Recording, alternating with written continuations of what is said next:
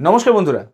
রাজনীতির পালা বদলে গেছে, নতুন সরকার এসে নতুন মুখ্যমন্ত্রীকে আমরা পেয়েছি, কিন্তু পশ্চিমবঙ্গের ছাত্রছাত্রীদের যে জীবন যন্ত্রণা, সেই যন্ত্রণাতে কোনো পরিবর্তন নেই। কলকাতা হাইকোর্ট আজকে এমন একটা রায় দিয়েছে, যে রায়ের পরে যতটুকু স্বপ্ন নিয়ে ছাত্রছাত্রীরা বেঁচেছিল, সেই স্বপ্নটুকুও কিন্তু শেষ হয়ে গেল। কলকাতা হাইকোর্ট আজকে রায় দিয়েছে যে তৃণমূল আমলে যে পরীক্ষা নেওয়া হয়েছিল ওয়েস্ট বেঙ্গল পুলিশের, সেই পরীক্ষাতে টোটাল 12,000 ভ্যাকেন্সি ছিল। এখানে আপনারা দেখতেও পাচ্ছেন 12,000 কনস্টেবলের নিয়োগ। সেই নিয়োগের মেধা তালিকা যে প্রকাশ, সেটা বহুদিন যাবৎ আটকে ছিল এবং সেটা নিয়ে মামলা চলছিল। আর হাইকোর্ট আজকে রায় দিয়েছে যে সেই মামলাতে এই যে 12,000 নিয়োগ, সেটা সম্পূর্ণভাবে বর্তমানে স্থগিতাদেশ দেওয়া হচ্ছে। ভাবুন, একটা পরীক্ষা কত কষ্ট করে একটা ছাত্র তার সমস্ত কিছু উজাড় করে দিয়ে সেই পরীক্ষাটা দেয়, আর দেওয়ার পরে হাপিত্তেস করে সেই পরীক্ষার রেজাল্টের জন্য ওয়েট করে। সেই পরীক্ষার রেজাল্ট বেরোয়, রেজাল্ট বেরোনোর পরে তার জন্য আবার ইন্টারভিউ প্রিপারেশন শুরু হয়। অনেক কষ্ট করে ইন্টারভিউ প্রিপারেশন নেয়, তারপরে ইন্টারভিউ দেয়, তারপরে আবার রেজাল্টের অপেক্ষা করতে থাকে বছরের পর বছর। আর তারপরে একটা খবর আসে যে হাইকোর্ট সেই পরীক্ষার রেজাল্ট কখনো ক্যান্সেল করে দিচ্ছে, কখনো স্থগিতাদেশ দিয়ে দিচ্ছে। তো এই যে যন্ত্রণা, এই যন্ত্রণা কখন মুক্ত হবে? আজকের দিনে দাঁড়িয়ে পশ্চিমবঙ্গের সমস্ত ছাত্রছাত্রীর এটাই প্রশ্ন, যে তাদের জীবন নিয়ে কেন ছিনিমিনি খেলা হচ্ছে। দেখুন, কলকাতা হাইকোর্টের একটা বড় রায়, যে 12,000 যে কনস্টেবল নিয়োগ, সেই নিয়োগের সম্পূর্ণ স্থগিতাদেশ। এতে দোষ কার? এতে কি দোষ ওই নিরীহ ছাত্রছাত্রী, যে তার সব কিছুটা শেষ করে দিয়ে পড়াশুনো করেছে, চেষ্টা করেছে একটা পরীক্ষা দেওয়ার, নিজের দক্ষতা প্রমাণের চেষ্টা করাটা কি পাপ? কেন বলুন তো? কারণ সরকারের আমলে কি দুর্নীতি হয়েছে, সেই দুর্নীতির যে ফলাফল, সেটা এত বছর পরে একটা ছাত্রছাত্রীকে কেন পেতে হবে? তৃণমূল আমলে এই পরীক্ষাতে নাকি প্রচুর দুর্নীতি হয়েছে। ইডাব্লিউএস কোটাতে যে রিজার্ভেশন সিস্টেম আছে, সেই রিজার্ভেশন সিস্টেম নাকি মানা হয়নি। দেখুন, এই পরীক্ষা 2024 সালে প্রায় 12,000 এই শূন্যপদের পরীক্ষা হয়। পরীক্ষা পরবর্তীকালে 2025 সালে, 24 আর কোনো পরীক্ষা হয় না, 2025 সালে এই পরীক্ষার প্রথম ধাপ অর্থাৎ প্রিলিমিনারি যে এক্সাম, সেই এক্সাম হয়। এরপরে পরীক্ষার রেজাল্ট বেরোয় এবং রেজাল্ট বেরোনোর পরে জানুয়ারি ফেব্রুয়ারি মাসে এই পরীক্ষার ইন্টারভিউ হয়। এবং ইন্টারভিউ হওয়ার পরে তারপরে কিন্তু বিস্তর অভিযোগ আসে যে এই পরীক্ষাতে দুর্নীতি করা হয়েছে, এই পরীক্ষাতে ইডাব্লিউএস সিস্টেমটাকে ফলো করা হয়নি, এবং বিস্তর বিভিন্ন রিজার্ভেশন সিস্টেম নিয়ে প্রশ্ন আসে। এবং তারপর এই পরীক্ষার রেজাল্ট চলে যায় কোথায়? কোর্টে। অর্থাৎ কোর্টে গিয়ে এই পরীক্ষার সমস্ত ভবিষ্যৎ দাঁড়িয়ে থাকে। মামলা চলে বহুদিন যাবৎ। আপনি ভাবুন, 2025 সাল থেকে নভেম্বর থেকে 26-এর আগস্ট মাস, প্রায় বলতে গেলে 8 থেকে 9 মাস মামলা চলে। এবং সেই মামলার শুনানিতে বিচারপতি অমৃতা সিনহার বেঞ্চ রায় দেয় যে এই নিয়োগ প্রক্রিয়া সম্পূর্ণভাবে বৈধ নয়, এখানে অনেক ইডাব্লিউএস কোটা রিজার্ভেশন রুলসকে ফলো করা হয়নি, এই নিয়োগ পদ্ধতিতে প্রচুর দুর্নীতি হয়েছে, এবং সেই নিয়োগের দুর্নীতির কারণে এই রেজাল্ট যেটা বার করানোর চিন্তাভাবনা পিআরবি বোর্ড করছিল, সেটা স্থগিতাদেশ দেওয়া হচ্ছে। এখন প্রশ্ন হচ্ছে যে শুধুমাত্র কিন্তু এই পুলিশে যে দুর্নীতি হয়েছে তা কিন্তু নয়। আপনি যদি ভেবে দেখেন, শিক্ষা থেকে শুরু করে পুরসভার নিয়োগ, স্কুলে নিয়োগ, পুলিশে নিয়োগ, পিএসসিতে নিয়োগ, ফুড এসআইতে নিয়োগ, ফায়ার অপারেটরের যে এক্সাম হয়েছিল সেখানে নিয়োগ, বন সহায়ক কর্মচারী নিয়োগ করা হয়েছিল বন দপ্তরে, সেখানে নিয়োগ, সমস্ত নিয়োগে একের পর এক দুর্নীতি সামনে আসে। কিন্তু ভাবুন তো, এই পুরো বিষয়ে রেসপন্সিবিলিটি কার? দায়িত্ব কার? দোষ কার?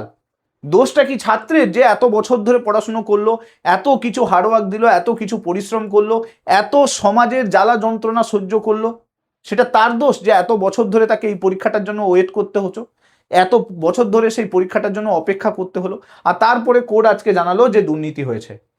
তাহলে যদি দুর্নীতি হয়ে থাকে, যারা দুর্নীতি করছে তারা জেলে যাচ্ছে না কেন? প্রশ্ন এখানে। আর যারা দুর্নীতি করে জেলে থাকলো, তারাও পরবর্তীকালে ছাড়া পেয়ে যাচ্ছে। আজকের দিনে দাঁড়িয়ে শুধুমাত্র আমি পশ্চিমবঙ্গ পুলিশ যে রিক্রুটমেন্ট এক্সাম তার কথা বলছি না, এই যে জ্বালা যন্ত্রণা, এটা সব এক্সামে হচ্ছে। আপনি দেখুন, ক্লার্কশিপ এক্সাম 605 দিন এখনো পর্যন্ত ক্রস হয়ে গেছে। কোনো রেজাল্ট নেই। সম্প্রতি পিএসসি ডেপুটেশন দেওয়া হয়েছিল এবং সেখানেও কোনো কিছু সদুত্তর মেলেনি। 605 দিন পার হয়ে যাওয়ার পরেও কোনো রিক্রুটমেন্টের কোনো আশা দেখতে পাওয়া যাচ্ছে না।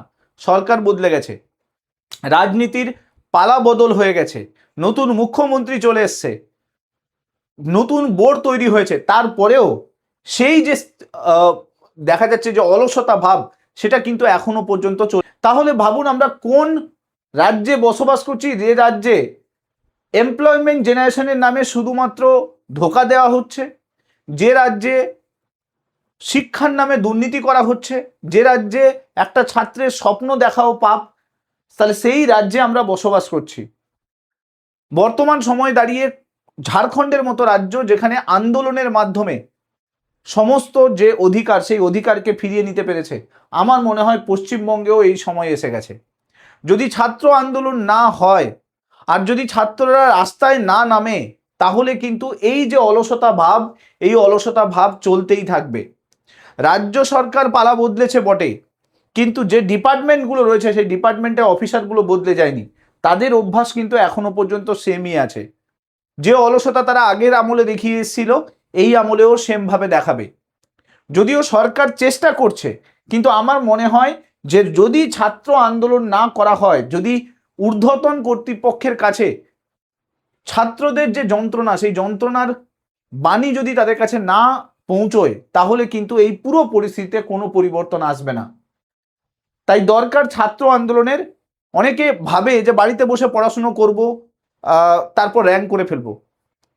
র্যাঙ্ক কিভাবে করবেন যদি পরীক্ষাটাই ঠিকভাবে না হয়?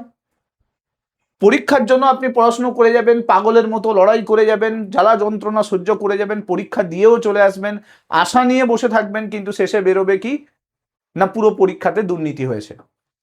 তাই উচিত এই সমস্ত কিছু ভুলে আগে অধিকারের জন্য লড়াই করতে। যদি অধিকারের জন্য লড়াই না করেন, তাহলে যে অধিকারের জন্য আপনি বর্তমানে লড়াই করছেন, একটা চাকরির আশা যেটার জন্য আপনি লড়াই করছেন, সেই আশা কিন্তু আশা হয়েই থেকে যাবে, সেটা কখনো পূর্ণতা পাবে না। তাই মেধা তালিকায় নাম লেখানোর আগে আমার মনে হয় মেধা তালিকা বার করানোর যে প্রচেষ্টা, সেই প্রচেষ্টা আগে করা দরকার। কারণ সেটাই যদি, সেই সিস্টেমটা যদি সঠিকভাবে না হয়, তাহলে এই যন্ত্রণা কখনো শেষ হওয়ার নয়। না হলে জ্বালা যন্ত্রণা নিয়ে যেভাবে পড়াশুনো হচ্ছে, সেভাবে কিন্তু পরবর্তী দিনগুলোও কাটবে। সময় পেরোবে, কখনো 2 বছরের এক্সটেনশন দিয়ে দেবে, কখনো এজ রিল্যাক্সেশন দিয়ে দেবে। এসব করে কিচ্ছু লাভ নেই। এখন দরকার প্রস্তুতি আছে, এখন দরকার এক্সামগুলো ভালোভাবে যাতে কন্ডাক্ট হয়, রিক্রুটমেন্টগুলোতে যাতে কোনো দুর্নীতি না হয়, সঠিকভাবে যাতে প্রত্যেকটা এক্সামের ক্যালেন্ডার পাবলিশ করা হয়, সঠিকভাবে যাতে এক্সামগুলোকে নেওয়া হয়, সেখানে প্রশ্নের লিক যাতে কখনো না হয়, এবং প্রশ্নের পরীক্ষা দেওয়ার পরে যে ওএমআর, সেই ওএমআর যাতে ছাত্ররা পেয়ে যায়। এই সমস্ত পুরো সিস্টেমটাতে যদি না পরিবর্তন নিয়ে আসা হয়, তাহলে এই যে যন্ত্রণা, এই যন্ত্রণার কোনো পরিবর্তন হবে না। অনেকবার পালা বদলাবে, রাজনীতির পালা অনেকবার বদলাবে, নতুন নতুন আধিকারিক জয়েন করবে, নতুন নতুন সিস্টেমে নতুন নতুন কর্তৃপক্ষ এসে আসবে, কিন্তু আলটিমেটলি ছাত্র ছাত্রীদের যে যন্ত্রণা, সেই যন্ত্রণা কিন্তু মুক্ত হবে না যদি এই পুরো সিস্টেমটাকে না বদলানোর চেষ্টা করা হয়। কারণ পুরো সিস্টেমে কিন্তু ঘুম ধরে গেছে। আমি বোঝাতে পারলাম কি হতে চলেছে ভবিষ্যতে। এখন 12,000 কনস্টেবল নিয়োগের জটিলতা তৈরি হয়েছে, কাল বাদে পরশুদিন অন্যান্য সমস্ত এক্সামে এরকমই জটিলতা আসবে। কখনো ওবিসি কেস আসবে, কখনো এসসি এসটি রিজার্ভেশন কেস আসবে, কখনো হচ্ছে পিএসসি নিজের অফিসেই দেখবেন রিস্ট্রাকচার করতে গিয়ে জটিলতা আসছে। অনেক কিছু জটিলতা আসবে, কিন্তু সেই জটিলতাগুলো সরকার চাইলে অনেক দ্রুত শেষ করতে পারে। কিন্তু সরকার সেই অলসতা দেখানোর জন্যই আজকে কিন্তু বর্তমান সময়ে সমস্ত ছাত্রছাত্রী সেই সমস্যাগুলোর মধ্যে দিয়ে যাচ্ছে। সো আশা করছি বোঝাতে পেরেছি। ভিডিওটা ভালো লাগলে লাইক করে দিও, চ্যানেলটাতে নতুন হয়ে থাকলে সাবস্ক্রাইব করে নিও, মাস্ট এই ভিডিওটাকে শেয়ার করতে ভুলো না। Thank you so much. Next ভিডিওতে আপনার সঙ্গে আবার দেখা হচ্ছে। Till then, bye by.